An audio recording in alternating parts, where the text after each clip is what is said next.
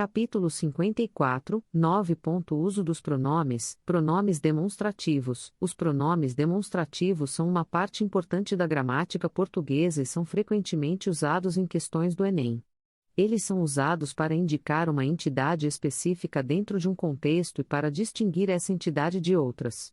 Os pronomes demonstrativos em português são este, esta, isto, esse, essa, isso, aquele, aquela e aquilo. Em primeiro lugar, é importante entender a diferença entre este, esse e aquele.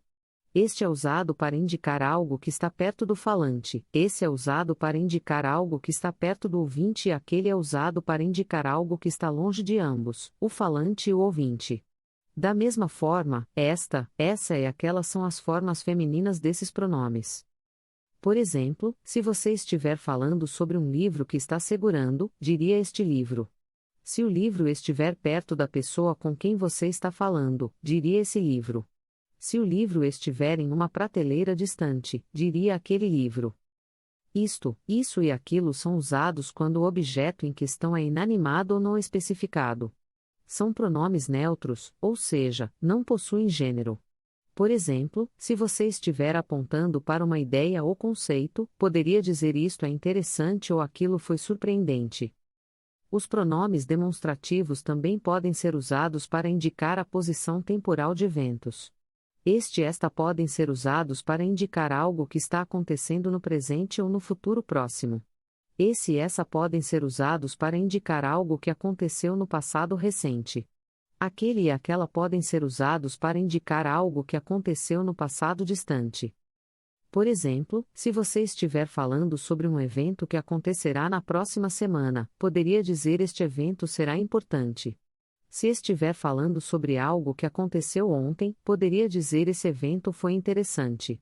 Se estiver falando sobre algo que aconteceu há muitos anos, diria aquele evento foi marcante.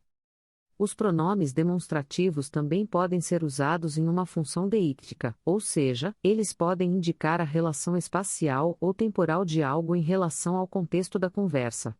Por exemplo, este pode ser usado para indicar algo que está mais próximo no espaço ou tempo, enquanto aquele pode ser usado para indicar algo que está mais distante. Em resumo, o uso correto dos pronomes demonstrativos é crucial para a compreensão e a clareza na comunicação em português. Eles ajudam a especificar e distinguir entre diferentes entidades e eventos, tornando a linguagem mais precisa e eficaz. Portanto, entender como e quando usar esses pronomes pode ser extremamente útil para a preparação para o Enem. Esperamos que este capítulo do nosso curso e-book de português para o Enem tenha sido útil para você. Continue estudando e revisando esses conceitos para se sair bem na prova.